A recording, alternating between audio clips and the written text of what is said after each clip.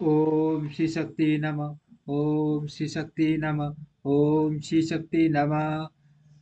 अग्नि अग्नि यज्ञ, देव यज्ञ और ब्रह्म यज्ञ आदि का वर्णन। भगवान शिव के द्वारा सातों वारों का निर्माण तथा उनमें देवाराधन से विभिन्न प्रकार के फलों की प्राप्ति का कथन। ऋषियों ने कहा, प्रभु, अग्नि यज्ञ, देव यज्ञ, ब्राह्मण यज्ञ, गुरु पूजा तथा ब्रह्मटुटी का हमारे समक्ष कर्मक्ष वर्णन कीजिए। सूर्य जी बोले, ऋषियों, ग्रस्त पुरुष अग्नि अग्नि में सारे काल और प्राप्त काल जो चावल आदि द्रव्य की आहुति देता है, उसी को अग्नि यज्ञ कहते हैं। जो ब्रह्मचर्य आश्रम में स्थित हैं, उन ब्रह्मचारियों के लिए समाधि का आदान ही अग्नि यज्ञ है। वे वे समिदाकाई अग्नि में हवन करे। ब्राह्मणों, ब्रह्मचर्य आश्रम में निवास करने वाले दिविजों का जब तक विवाह न हो जाए और वे औपासनाग्नि की प्रतिष्ठा न कर ले, तब तक उनके लिए अग्नि में समी की आहुति, व्रत आदि का पालन तथा विशेष यजन आदि ही कर्तव्य हैं। यही उनके लिए अग्नि यज्ञ है। दिविजो, जिन्होंने बर्मा अग्नि अग्नि को विसर्जित करके अपने आत्मा में ही अग्नि का आरोप कर लिया है, ऐसे वानप्रस्थितियों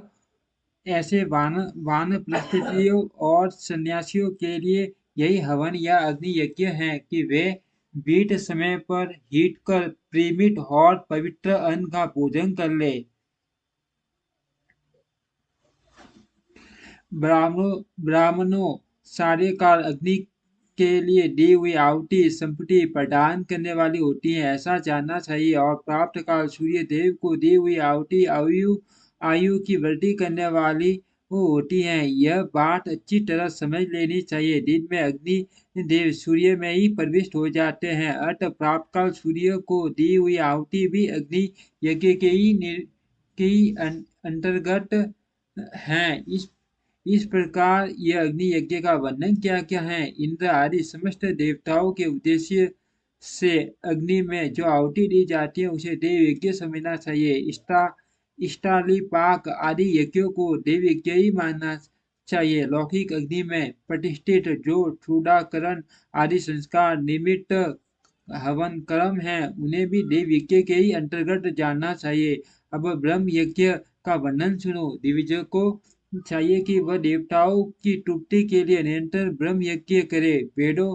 वेदों का जो नित्य अध्ययन या स्वाध्याय होता है, उसी को ब्रह्म यज्ञ कहा गया है। प्राप्त नित्य कर्म के अनंतर सारे काल तक ब्रह्म यज्ञ किया जा सकता है, उसके बाद रात में इसका विधान नहीं है। अग्नि यज्ञ के बिना देव यज्ञ कैसे संपन्न होता है, इसे तुम लोग श्रद्धा से और आदर पूर्वक सुनो। षष्ठी के आरंभ में सर्वकीय दयालु और सर्वसमर्थ महादेव जी ने समस्त लोगों के उपकार के लिए वारों की कल्पना की है। वे भगवान शिव संसार रूपी रोगों को दूर करने के लिए बहते हैं। सबके ज्ञाता तथा समस्त औषधों के भी औषध है। उन भगवान ने पहले अपने वार की कल्पना की, जो आरोग्य प्रदान करने वाला है। तत्पश्चात अपनी माया शक्ति का वार बनाया, जो संपत्ति प्रदान करने वाला है। जन्म काल में दुर्गति ग्रस्त बालक की रक्षा के लिए उन्होंने कुमार के वार की कल्पना की। तत्पश्चात सर्वसमर्थ महादेव जी ने आलसी और पाप की निवृत्ति तथा समस्त लोगों का हित करने की इच्छा से लोक रक्षक भगवान विष्णु का वार बनाया। इसके बाद सबके स्वामी भगवान शिव ने पुष्टि और रक्षा के लिए आयुकर्ता तिलोक परमेष्टि ब्रह्म यज्ञ आयुष्कारक वार बनाया, जिससे संपूर्ण जगत के आयुष की सिद्धि हो सके। इसके बाद तीनों लोगों की वृद्धि के लिए पहले पुण्य पाप की रचना हो जाने पर उनके करने वाले लोगों को शुभाशुभ फल देने के लिए भगवान शिव ने इंद्र और यम के वारों का निर्माण किया। ये दोनों वार क्रमश भोग देने वाले तथा लोगों के मृत्यु भय को दूर करने वाले हैं। इसके बाद सूर्य आदि 7 ग्रहों को जो अपने ही सवर भूत तथा प्राणियों के लिए सुख दुख के सूचक है, भगवान शिव ने उपयुक्त 60 वारों का स्वामी निश्चित किया है। वे सब के सब ग्रह नक्षत्रों के ज्योतिर्मय मंडल में प्रतिष्ठित हैं। शिव के वार या दिन के स्वामी सूर्य, शक्ति संबंधी वार के स्वामी सोम है, कुमार संबंधी दिन के अधिपति मंगल है, विष्णु वार के स्वामी बुध हैं, ब्रह्मा जी के वार के अधिपति बृहस्पति हैं, इंद्र वार के स्वामी शुक्र हैं, यम वार के स्वामी शनेश्वर हैं। अपने अपने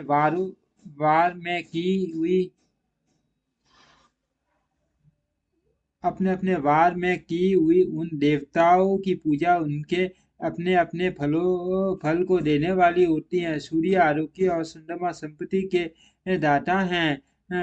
मंगल व्याधियों का निवारण करते हैं, बुध पुष्टि देते हैं, बृहस्पति आयु की वृद्धि करते हैं, शुक्र भोग देते हैं और शनैश्वर मृत्यु का निवारण करते हैं।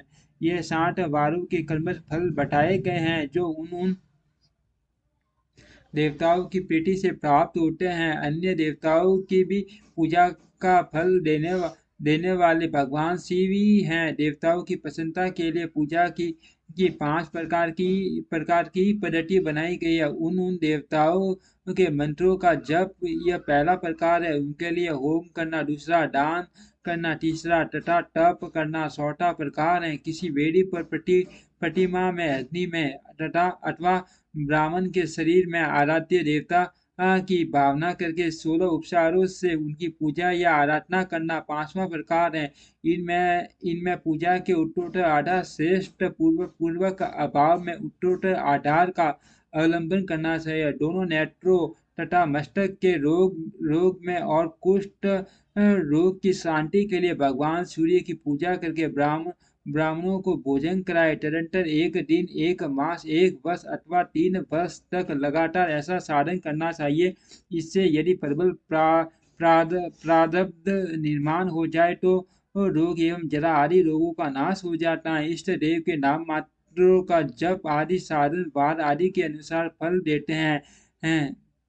रविवार को सूर्य देव के लिए, अन्य देवताओं के लिए तथा ब्राह्मणों के लिए विशिष्ट वस्तु अर्पित करे। यह साधन विशिष्ट फल देने वाला होता है तथा इसके द्वारा विशेष रूप से पापों की शांति होती है। सोमवार को विद्वान पुरुष संपत्ति की प्राप्ति के लिए लक्ष्मी आदि की पूजा करे तथा सपत्नीक ब्राह्मणों को घृत पक्व अन्न का भोजन कराए। मंगलवार को रोगों की शांति के लिए काली आदि की पूजा करे तथा उड़द, मूंग एवं अरहर की दाल आदि से युक्त अन्न ब्राह्मणों को भोजन कराए। बुधवार को विद्वान पुरुष दधि युक्त अन्न से भगवान विष्णु का पूजन करे। ऐसे करने से सदा पुत्र मित्र और कलत्र आदि की पुष्टि होती है। जो दीर्घायु होने की इच्छा रखता हो वह गुरुवार को देवताओं की पुष्टि के लिए वस्त्र यज्ञ पवित्र तथा गर्त मिश्रित खीर से यजन पूजन करे। भोगों की प्राप्ति के लिए शुक्रवार को एकाग्रसित होकर देवताओं का पूजन करे और ब्राह्मणों की तृप्ति के लिए रस युक्त अन्न दे। इसी प्रकार स्त्रियों की प्रसन्नता के लिए सुंदर वस्त्र आदि का विधान करे। शनैश्वर अपमृत्यु का निवारण करने वाला है। उस दिन बुद्धिमान पुरुष रुद्र आदि की पूजा करे। तिलक के होम से, दान से देवताओं को संतुष्ट करके ब्राह्मणों को तिल मिश्रित अन्न भोजन कराए। जो इस तरह देवताओं की पूजा करेगा वह आरोग्य आदि फल का भागी होगा।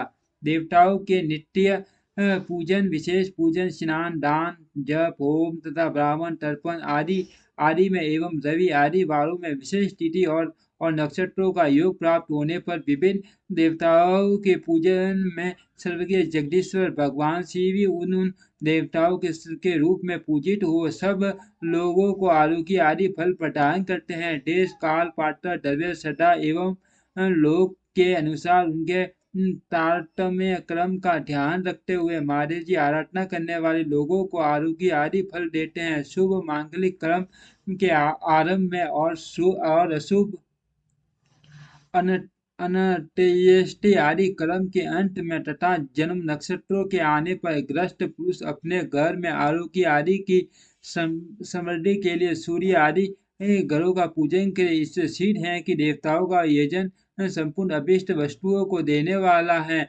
ब्राह्मणों का देव यजन कर्म वैदिक मंत्र के साथ होना चाहिए। यहाँ ब्राह्मण शब्द क्षत्रिय और वैश्य का भी उपलक्षण है। शुद्ध आदि दूसरों का देव यज्ञ तांत्रिक विधि से होना चाहिए। शुभ फल की इच्छा रखने वाले मनुष्यों को सातों दिन अपनी शक्ति के अनुसार सदा देव पूजन करना चाहिए। निर्धन मनुष्य तपस्या व्रत आदि के कष्ट सहन द्वारा और धनी धन के द्वारा देवताओं की आराधना करे। वह बार बार श्रद्धा पूर्वक इस तरह के धर्म का अनुष्ठान करता है और बारंबार पुण्यों को मैं नाना प्रकार के फल भोगकर पुण्य लोक में और बारंबार पुण्य लोक में नाना प्रकार के फल भोगकर पुण्य इस पृथ्वी पर जन्म ग्रहण करता है। धनवान पुरुष सदा भोग सिद्धि के लिए मार्ग में वृक्षादि लगाकर लोगों के लिए छाया की व्यवस्था करे। जलाशय कुआं बावली और पोखरे बनवाए। वेद शास्त्रों की प्रतिष्ठा के लिए पाठशाला का निर्माण करे तथा अन्य प्रकार से भी धर्म का संग्रह करता रहे।